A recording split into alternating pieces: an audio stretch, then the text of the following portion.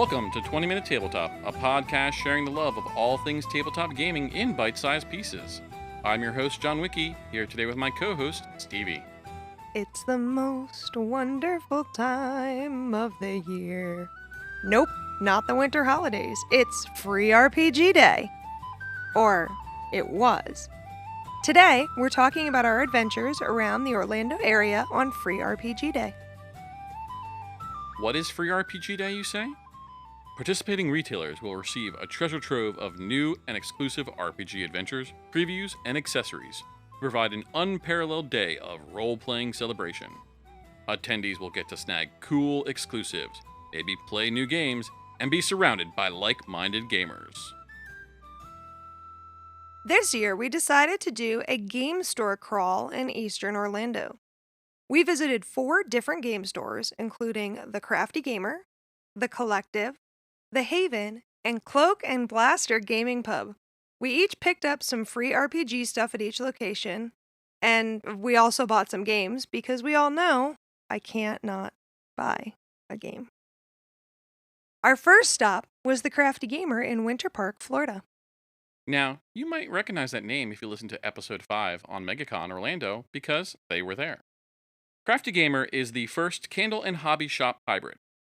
While we were there, that was our first stop. We were there for opening, and we picked up 4 free RPG games. We also bought 2 books and a board game because they have a nice selection of both RPG books and board games that surround you in this shop. They have a lot of great new products there. They have dice, they have dragon figures, they have also things from local artists there as well, and, well, let's just be honest, the shop smells amazing.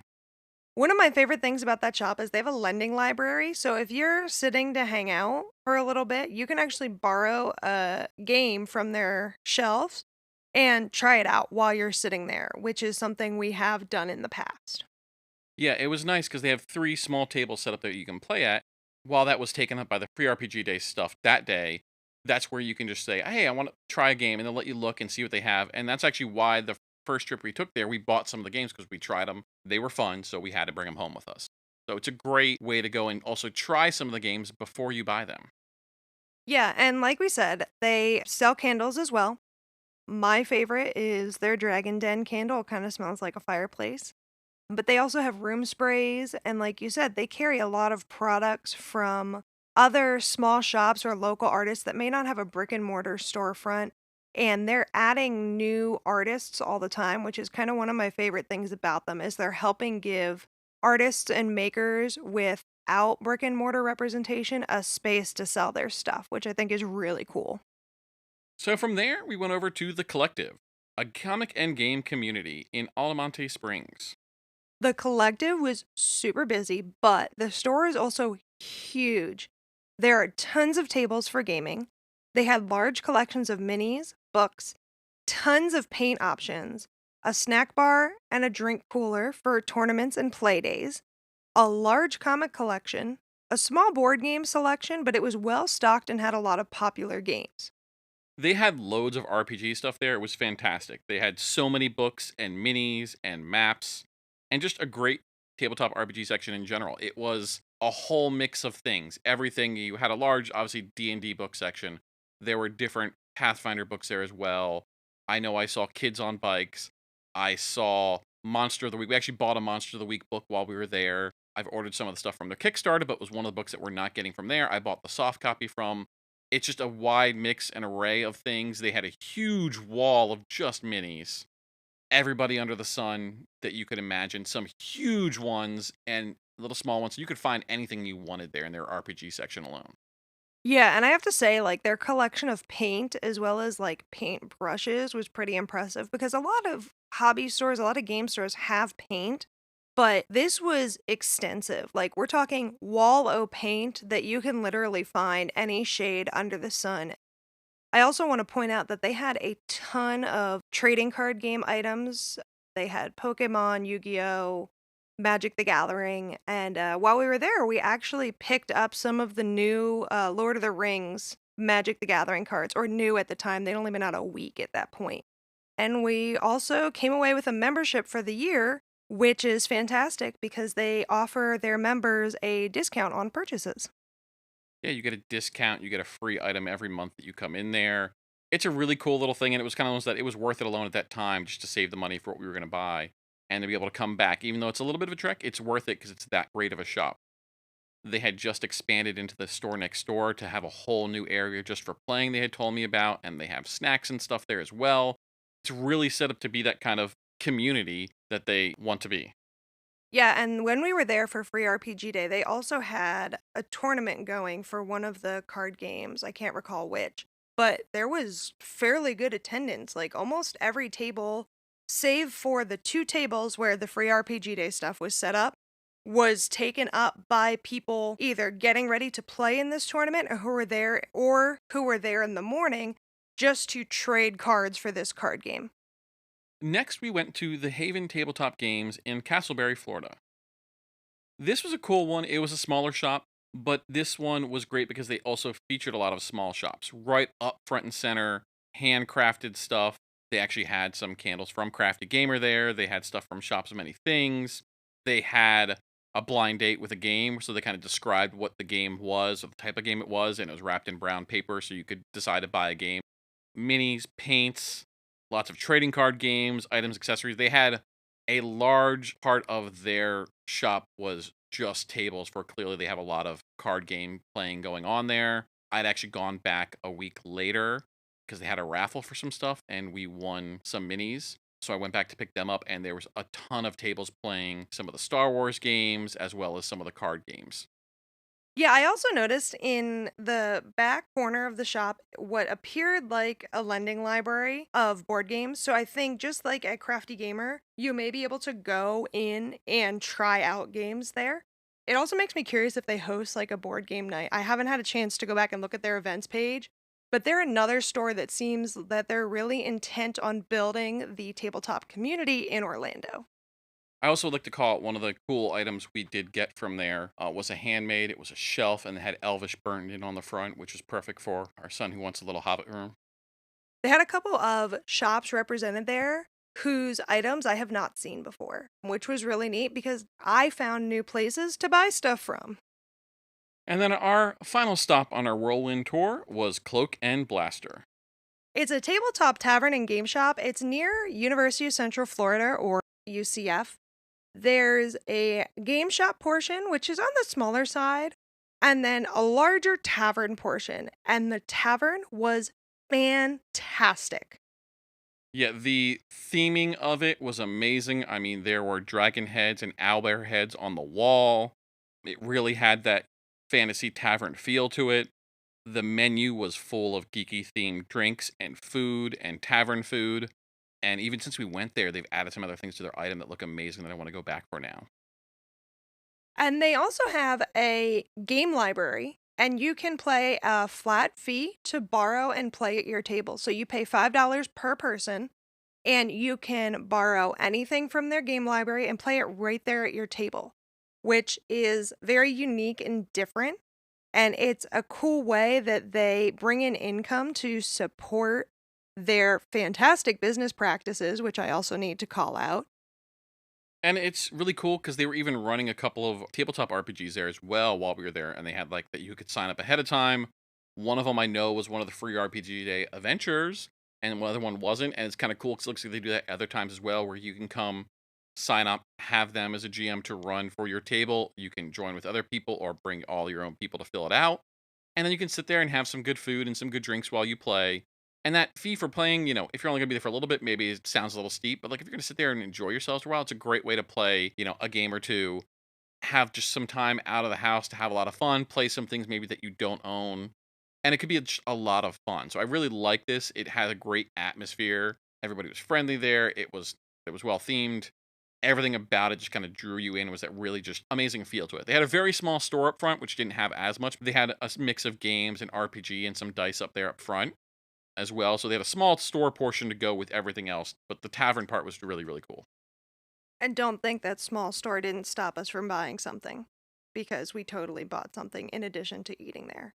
I will say that the food was phenomenal. 3 of the 4 of us ate there. One of the party opted not to, which is fine.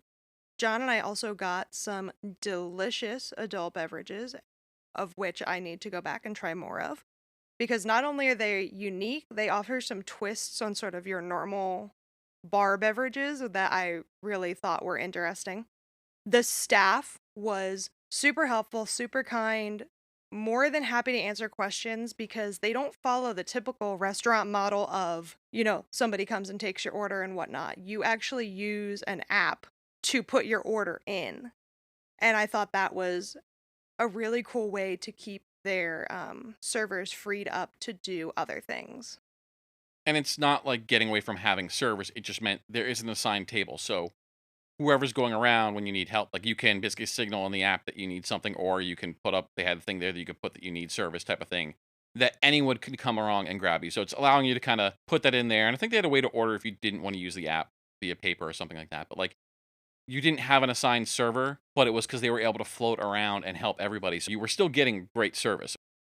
Well, and I definitely think it keeps any one server from being overwhelmed. If, say, your section is really busy and someone's isn't, this floating server concept keeps that good service model up and running. So let's talk a little bit about what we saw at Free RPG Day. So from Paizo, they put out a Pathfinder 2E adventure called A Few Flowers More, which is a sequel to last year's Fistful of Flowers. And for Starfinder, they put out Operation Seaside Park. Magpie, also another one of our favorite publishers, put out Hacksaw Dell Quick Start for Root RPG, and they also put out Avatar Mover and Shaker's Quick Start Korra Era for their pretty successful so far Avatar RPG. Yeah, I think Avatar might be Magpie's most popular RPG right now. Our son picked that one up actually, and he's really excited to play it because we have started watching the Avatar animations, and I'm pretty hyped to try that out. And I think it's kind of cool because he picked it up not really because of the show, because it looked cool on its own standalone, and he's excited that he can watch the show to go with it as well. Yeah, and I think that's something that Magpie did really well in their partnership with Nickelodeon.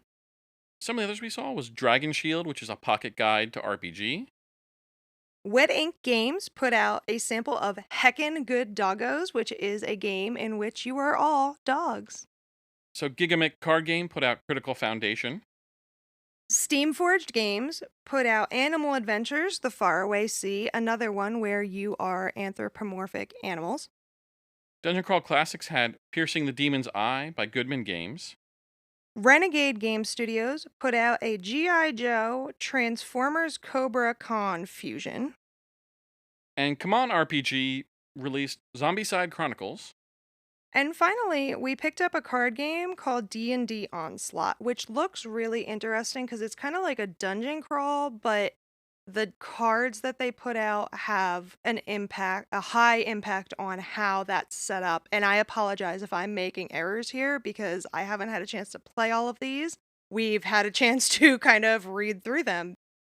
This is just a fraction of what they had. So these are the ones that we either saw or picked up ourselves. So there's plenty more they had to offer. They had different dice at times, different stores had. There was a mini painting kit that was pretty cool.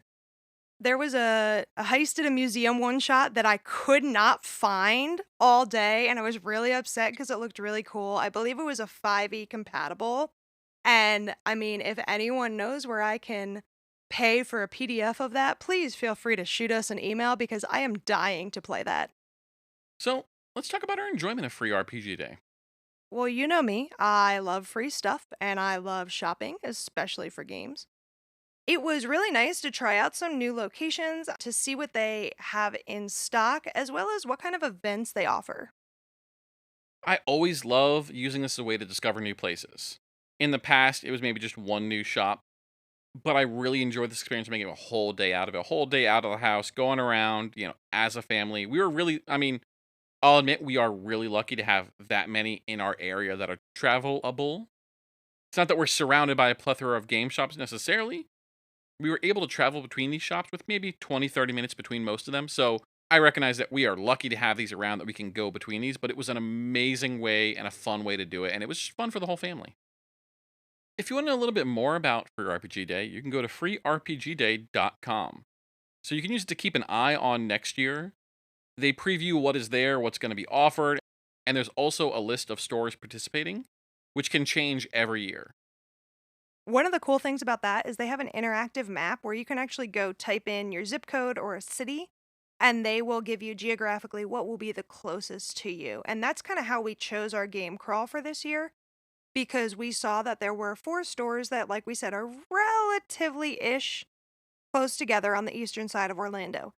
Next year, we may do the same thing, or we may try this in a different city. It kind of all just depends on where we end up come next June.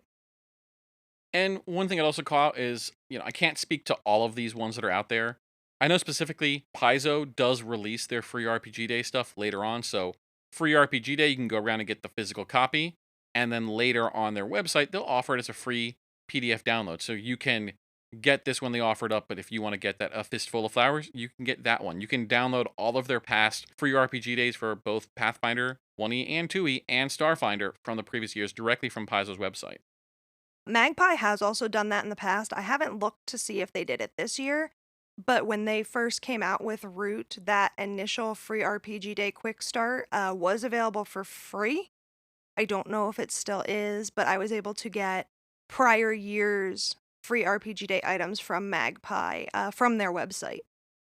And that's the cool thing about this is all about giving people an opportunity to try and play new games for free. So it makes sense that a lot of those would be there available otherwise. Let's talk about our overall feelings from this whirlwind journey. Well, I love trying new games and I love trying new systems, and free RPG Day is a great way to do that. Plus, it's like Christmas for us TTRPG nerds, so you get to go out and meet other people who are into the same nerdy crap that you are. I always love free RPG Day.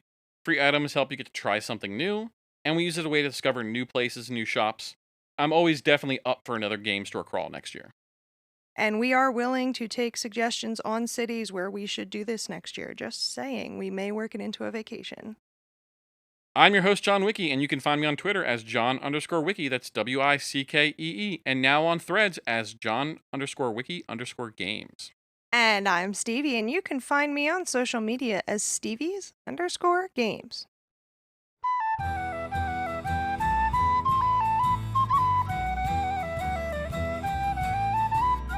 20-Minute Tabletop is a Morecore Studios production. Theme song by Arthur Rowan, Morecore art by Sita Duncan. Do you want more tabletop gaming fun? Subscribe to 20-Minute Tabletop on Spotify, Apple Podcasts, Google Podcasts, or wherever you get your podcasts. Like what you hear? Leave us a review while you're there or tell a friend. Find out more on our website, 20mintabletop.com. That's the numbers 20mintabletop.com. Or connect with us on Twitter, Threads, and Instagram as @20mintabletop, @20mintabletop. Thank you and roll with fortune.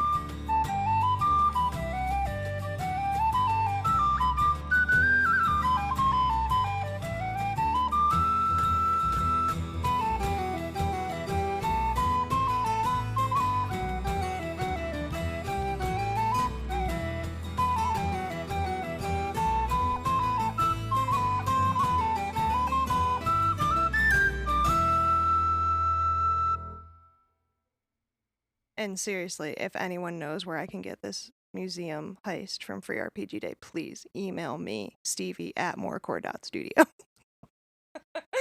I want it so bad.